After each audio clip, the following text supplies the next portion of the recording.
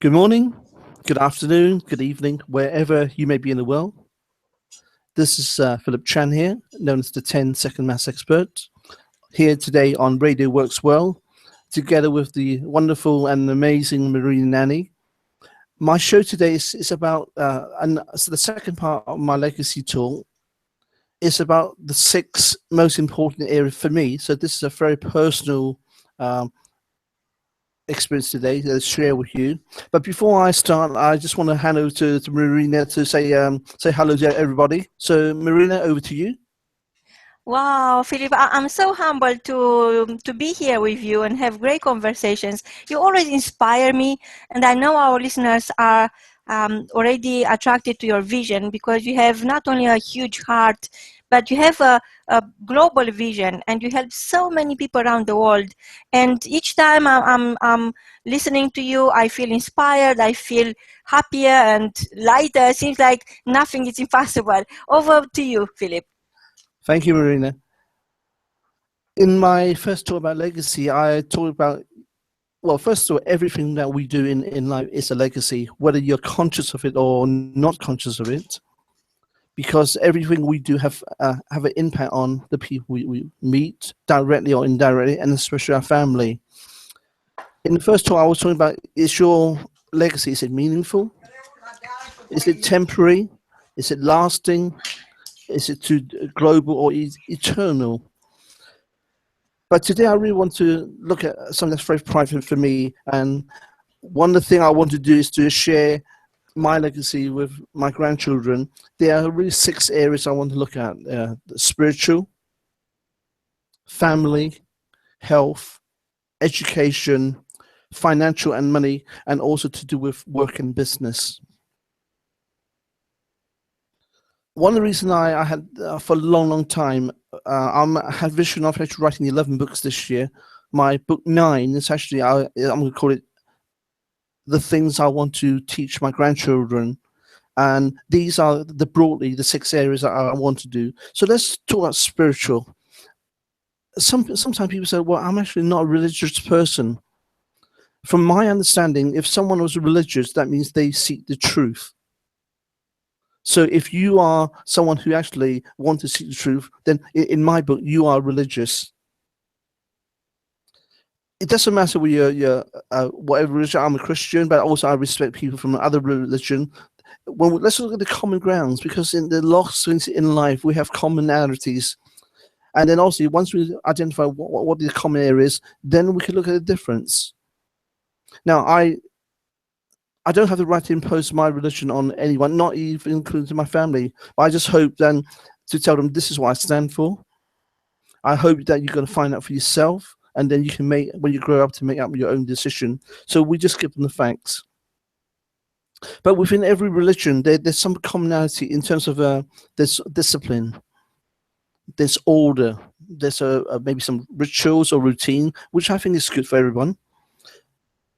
Also, it's good to have a quiet time and do meditation rather, so you can actually learn to reflect on what's going on.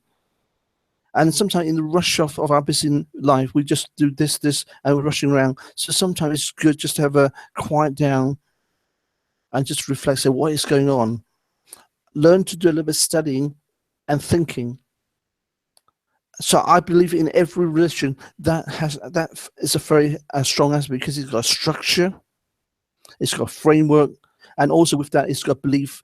And also, it's up to each individual then decide whether you agree with that belief or not. The next thing is the family. Families, I think, is so important, especially now when we look at the statistics of the number of divorces, and you start questioning why. So I believe then it's to lead by example. For instance, I don't drink. Well, I can drink, but I don't, only for special occasions, for a small sip. I certainly don't smoke. I don't take drugs. As far as I know, I have never sworn, except when I was a very young kid, when I actually didn't know anything better. And some of my family said, "You're crazy. Why? You don't get drunk. You don't swear. That's too good to be true." But this is what I believe in, so I can't turn around to my grandchildren to actually say things to them if I'm actually not doing the right thing. So this is a for me. I think it's important then to teach them the role in family. There's order to teach them mutual respects. Also to teach them about responsibility. That as a part of the family, they have their own responsibility. Simple things like tidying the room up, or the manners. You have a quiet time to talk to each other, and the mutual respect. So it's important from an adult's point of view. We actually do that by example. You know, it's easy to say, yeah, do this, but if you actually are not leading by example, then you haven't got much of a leg to stand on. This is a personal feeling. The next thing is about health. What do I mean by that? It's balance. The balance between rest, exercises, relaxation, to understand nutrition. One of the biggest areas that we sometimes neglect is the mental health. And I believe where possible to challenge children when they're actually talking very negatively about themselves, because they've been conditioned by other people, you know, to talk themselves down. You're not good enough. You can't do this. You can't do that. And I think that is one of the major things in the last 30, 40 years. That's gone, we see mental health in children and adults skyrocketed. So it's very important, you know, at for a young age to look at the positive side and not on the negative side. So the mental health is as important as the physical and the nutrition health. Also, again, when we talk about balance, to look at the information. What are they eating? How does that affect you? I am very concerned. I'm a by nature researcher, and I've done a lot of research into the effect of television, and it appalls me that there's lots and lots of evidence now in the last 30 years shows that with the increased amount of television, the actually is changing the way the brain pattern, and it actually is making children, especially, more stress. They have the inability to remember things, and that actually causes a problem when they're doing studying, and this exam pressures now seems to be getting more and more. That I am very concerned about, and I hope then the discerning parents, rather than just let your children watch any program, you become more selective. There are some really good programs out there, but I think the key that we need to be selective. Yeah, amount of television time is very small because I'm actually normally doing things, and I always say to my grandchildren, if you're watching television, then you're watching, other people who are enjoying their lifestyle, rather than you actually doing things to actually have your own lifestyle to actually enjoy it, rather than you sitting there watching other people enjoying themselves. So again, it's leading by example. Now, obviously, I'm retired, and one of the things that I want to do, and in fact, I've actually learned over years. There's so many things I've learned. Actually, this actually is rubbish. So I have to unlearn a lot of the things now from great people. And in the last 20 years, I've gone to courses. I'm actually working with some of the best training coaches. So actually to teach me, so I'm actually going back to school.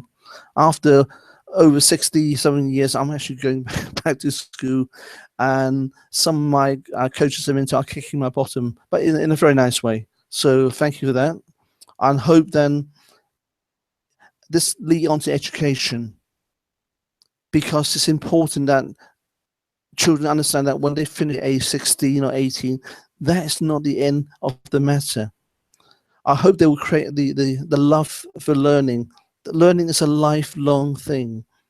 And also, I think one of the most important things in education is learning to say yes to opportunity. So often we reject opportunity before we even take a look at it. And that's crazy. So hopefully through the proper education, we can actually learn how to do that properly. In terms of the very basic skills, I hope that children will learn to read, obviously, write, to be numerate. They also would learn how the mind works in a more efficient way, how to do speed reading. It's a key of it, working smart and not working hard.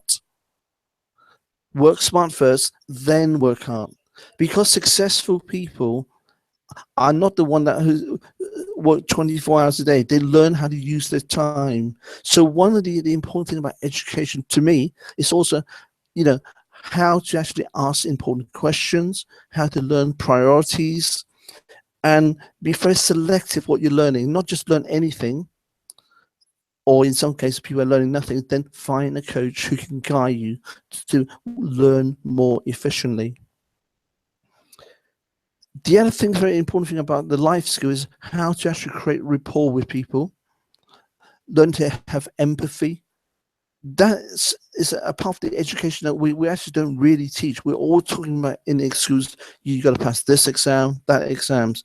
And some of the most well qualified people in the world I know are very unbalanced because they haven't got this balance of what I call the life skills as well, how to actually relate to people.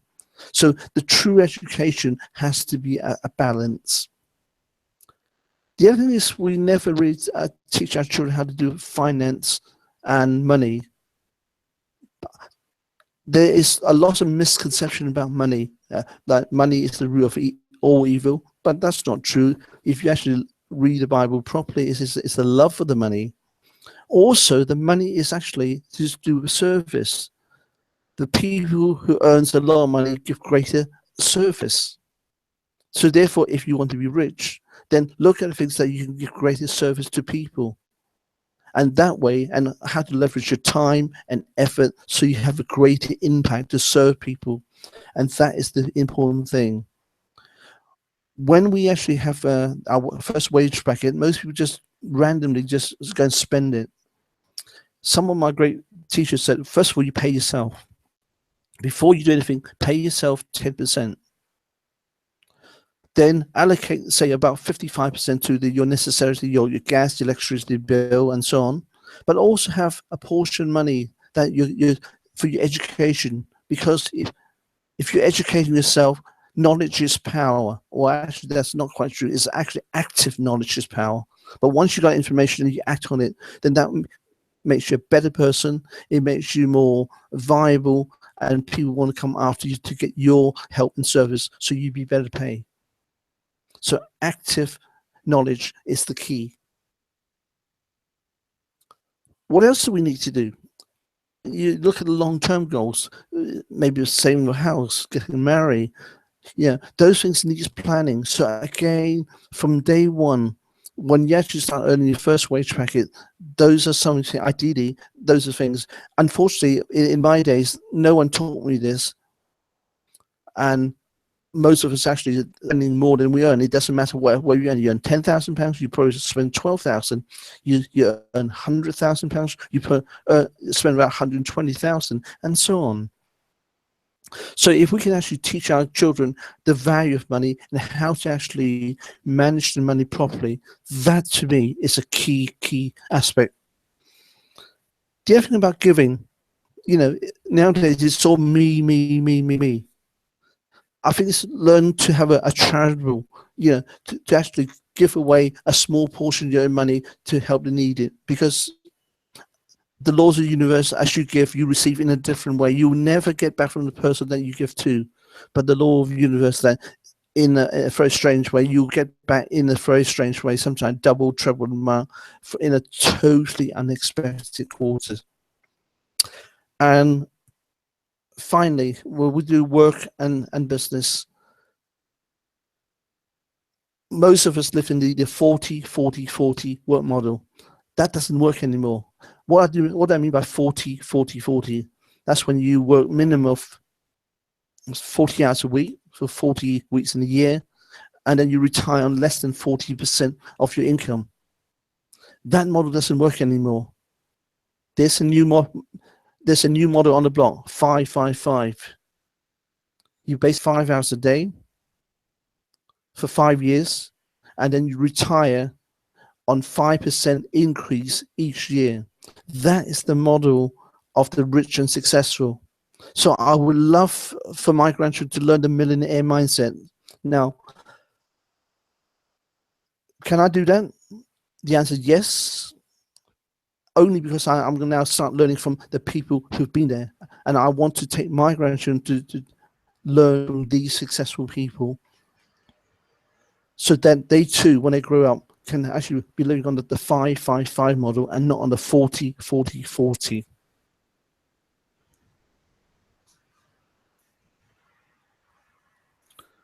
It's incredible that so many people in business are actually business without actually finding out from people who are experienced and know what they're doing. So it's important that if one day my grandchildren have their own business, they will also get the correct mentor and coach. Also, if you want to be rich and wealthy, get rich by working with someone else. If we look at all the top people in the world, this is what they do. You have to create your own business, but learn from the best. Learn to associate yourself with the best people in the world, so you can get the experience to save you time, energy, and money. So this is a personal mission for me. The ideal is just like the stars. You may not reach it, but the closer you reach it, the closer you reach to heaven. So for me, my personal journey, this is my goal, which I want to do for my grandchildren. I'm an imperfect person. I don't know if I achieve it, but I will give 100% of my effort to do the best that I can. So whatever I do, I can leave behind a meaningful legacy for my grandchildren. I thank you for this time, for listening to me, and I hope you too will create your legacy for your children, your grandchildren, and beyond. For this time with me, and I wish you have a great day, a great week, and all the best towards creating your legacy. So from myself, Philip Chan, and from the amazing Marina Nanny, so I say goodbye to you for now, until next time. So bye for now. Goodbye.